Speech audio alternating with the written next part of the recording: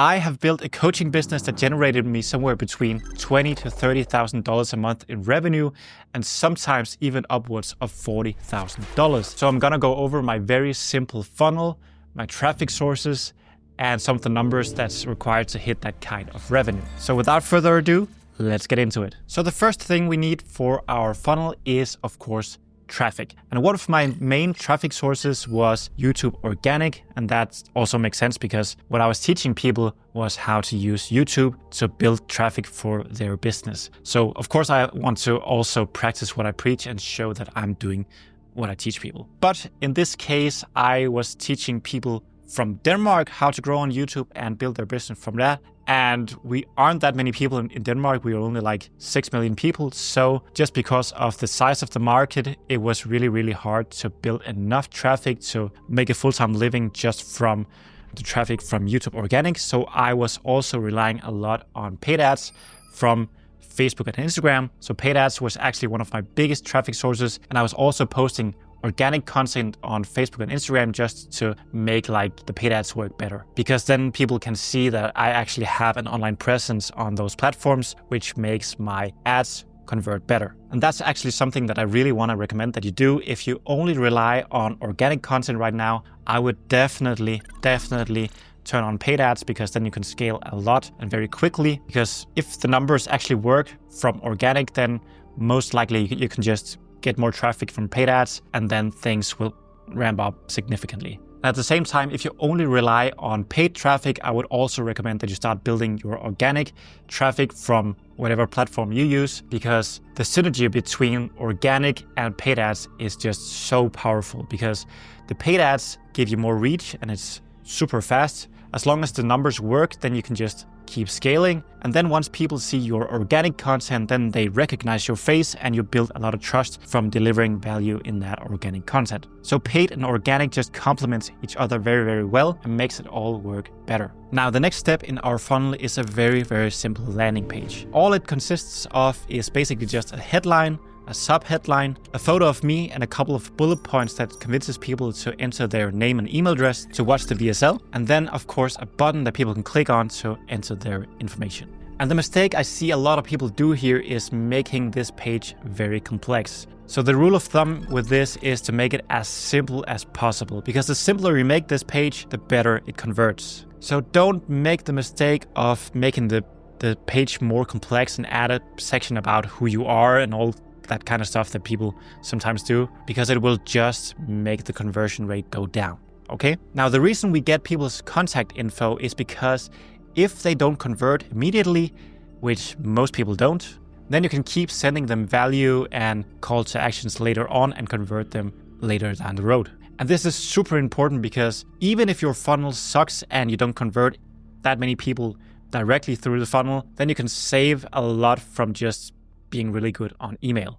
So you could basically have a funnel that doesn't really work, but then make up for it through your email list. So definitely don't forget to use your email list, because it's super important. There's a lot of revenue to be generated through that. And I know a lot of people forget it or think that email is so boring that they don't really want to do it. So, and I kind of felt the same way, but it's so important that you had to do it, okay? Now, once people entered their contact info, we sent them directly to a VSL or a video sales letter. And that's basically just a video where we teach people about YouTube in my case. And the mistake a lot of people make here is that they actually teach people how to do stuff, which is not the way you convert people into customers. Because if you do that, then people end up thinking, all right, I got what I need, so I'm just gonna execute on what Jacob told me. So what you wanna do instead is teaching people what they need to do and why they need to do it, and not how, because the how is what you teach in your program or your consulting offer. So in my case, I showed people how effective YouTube is to generate an online income and also using it to build traffic for your business. So I showed people an overview of what I'm doing, and then also showed them why they should do it. And then also broke down a lot of limiting beliefs, like you need a bunch of expensive gear to start on YouTube, you need to be an expert, or all that kind of stuff. So to actually get people to believe these things, then I have to break down these limiting beliefs. And if I do that correctly, then people will be like, all right, now I'm ready to start a YouTube channel. And a lot of people have a bit of pushback in terms of this VSL framework, because a lot of time when you sit down and make this webinar, you kind of feel like you aren't delivering any value because you don't show people how to do stuff. But they just forget that there's a lot of value in just giving people the aha moment of them actually believing that they can do this thing and showing them what's actually possible. So that's a lot of value in itself. So even though it kind of feels like you aren't delivering that much value, people really feel like they get a bunch of value from watching your VSL, okay?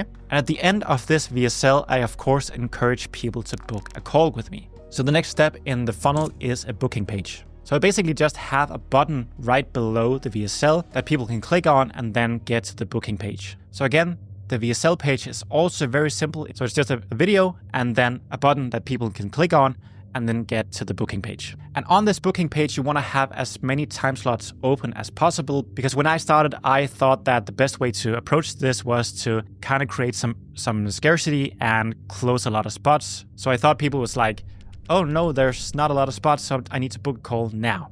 But in reality, what happens is that maybe people can't find an ideal time for them. So maybe they wait and don't book a call immediately, or they compromise and are like, maybe I can get home and take the call at that point. And then you will just have someone that doesn't show up on the call, which we of course don't want to happen because that's just a waste of time. So open as many time slots as you can. And then most experts actually teach people to only enable people to book calls like 3 or 4 days in advance. But what worked really well for me was actually enabling people to book 14 days in advance. But of course, that might vary a lot depending on the market. I've heard that if you run a business internationally, then the show-up rate is much, much lower. So I think in Denmark, the show-up rate is typically a bit higher. So you probably need to play around with that a bit and see what works well for you. Now, after they booked a call, we send them to a confirmation page. And on this page, we don't just say, congratulations, you booked a call. This is our opportunity to actually frame the call and tell people how they need to approach the call. So we tell them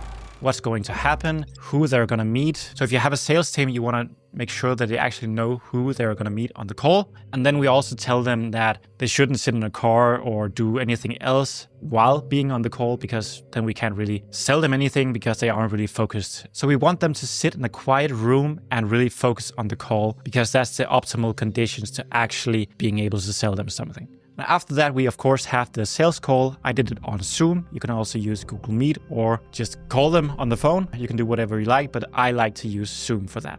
And then at the end, of course, a certain percentage converts into customers. So as you can see, it's a very simple funnel, and simplicity is always what works the best. The simpler you make it, the better it converts. And speaking of conversion, I actually want to give you some pointers on how many people you're actually supposed to convert at each step of the funnel. Because back when I started building my funnel, I had absolutely no idea what was a good or bad conversion rate. And it has been really helpful for me to figure out these numbers to try to have some kind of benchmark that I can try to hit. Because imagine if I have some kind of conversion rate that in reality is really bad, but I think it's really good, then I will not try to improve it. So it's just really helpful to have some pointers to figure out if this step of the funnel is something that you need to improve on. So the first step of the funnel, which is the landing page, that page is supposed to convert somewhere between 15 to 40%. Now the conversion rate varies a lot depending on the amount of traffic that you get through your funnel, because of course, as you scale, you reach a wider and wider audience, and maybe that audience become less and less ideal,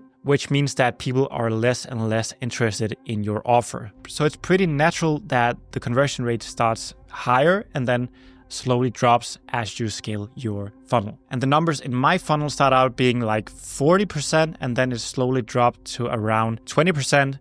And that was with an ad spend of around $3,000 to $5,000 per month. So these numbers should be very realistic. And the conversion rate on your VSL should be somewhere between 2.5% to 15%. And unfortunately, not all of the people that actually booked a call will end up showing up on the call. So we need to factor in that we are going to have some no-shows, but we should be able to expect around a 60 to 80% show rate. But of course, we always aim to get as close to 100% as possible, but that's the realistic numbers. And then you should be able to convert at least 20% of these calls into customers. And that is if you have a sales team. If you are the founder and you take the calls, then you should be able to convert at least 25%. Because of course, it's easier for you as the founder and face of the brand to be able to convert a higher percentage. And then once you get better at selling, you should be able to get upwards of 40%, but it all depends on the volume you get through the funnel, because again, if you get a lot of volume in your funnel, then it's pretty natural that all of these stats will drop because again, you reach a wider and wider audience. And it also depends on the amount of friction you create in your funnel, because in the beginning, you just want to book as many calls as possible. And then when you're fully booked and don't have any spots left for your sales calls, then you want to introduce some friction to improve the quality of the calls. So you actually want to make it harder to book a call so you only get the most qualified prospects to book a call. When you launch your first funnel, you have two options. The first one is if you don't have that much money to spend on paid ads, then you can start out with organic traffic. And then once you validated the funnel and found out that it actually works, and then also generated some clients from the funnel, then you can spend some of the money that you made on paid ads to kind of ramp it up and scale your funnel. But if you're like me and you have a bit of money that you can afford to lose, then you can start out by just spending money on ads and get the data much quicker. Now, how much money do you actually need to spend on ads to begin with? In my case, I started out with around $300 per month, which is really, really low. I wouldn't recommend that you go lower than that. But if you have $300 or more that you can afford to lose, then I would definitely recommend that you just spend the money and get the data quicker. Now, let me go over an example of how these numbers could look. In this example, we sell a product for $3,000, which is exactly what I did. And then we spend $3,000 a month on ads. Then you pay $150 per click, and that gives you 2,000 clicks to your landing page. Then your landing page converts at the bare minimum, which is 15%, which gives you 300 leads at $10 a piece. And then your VSL converts 5% of your viewers into meetings, which books you 15 sales calls at $200 each. And then we have a 70% show rate, which gives you 10 meetings held at $300 per meeting. And out of these 10 people you talk to, you close a bare minimum of 20%, which means you close 2 sales. So now we spent $3,000 on ads and made back $6,000, which gives us a ROAS, a return on ad spend, of 2x. So not bad at all. Now we have a profit of $3,000. So the funnel actually works. But of course, we can't really scale from there with these numbers because we are only at a 2x ROAS. And the cool thing about a funnel is that we get data on each step of the funnel, so we know exactly where we need to improve it. So let me show you what happens to the numbers when we improve the funnel a little bit. So this time we again have a 3K product and spend $3,000 on ads. The cost per click is also the same, so $150 per click, which gives us 2,000 clicks. And now we improve the landing page so it doesn't just convert 15%, which is the bare minimum. Now it converts at 20%, which gives us 400 leads instead of 300. So now we only pay $7.50 per lead instead of 10. And in this example, we still use the same exact VSL, which means that it still converts at 5%. But because we have 100 more leads, that also means that we book 20 calls instead of 15. So now we only pay $150 per call. And then we also improved the show rate on the calls from 70 to 75%. So a pretty small change. And that means that we now have 15 meetings held instead of 10.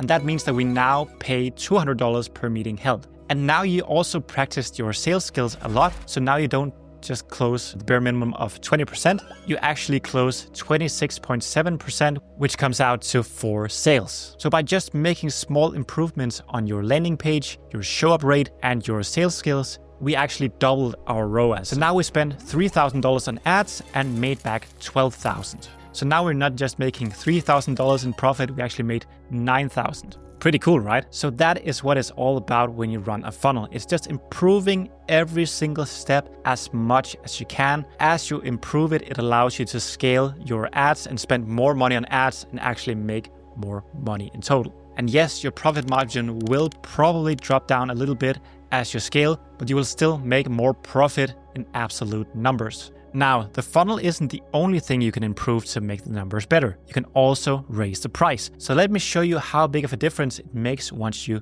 raise the price. So this time we charge $5,000 for our coaching offer. But because we don't really mention the price anywhere in the funnel, it doesn't really affect the conversion rate at any point in our funnel, except for the closing rate. Because you mention a higher price on the call, your conversion rate on the call might drop a little bit. So in this example where we raise the price from $3,000 to $5,000, and then let's say that our conversion rate on the call drops from 26.7% down to 20%, Then we make 3 sales, which is less than before, but the price is of course higher, so we still make $15,000 instead of the $12,000 we made before. So in this case, it wasn't that big of an increase in revenue, but the cool thing when you have sales calls like this is that the price elasticity isn't that bad. So you might actually experience that you raise the price by a lot. What happens is that the price actually changes the perceived value of your offer. So because you mention a higher price, people find it more valuable, which means that they still want to buy. And what happened to me was that I actually started out only charging like $800 or so for my coaching offer, which was absolutely ridiculously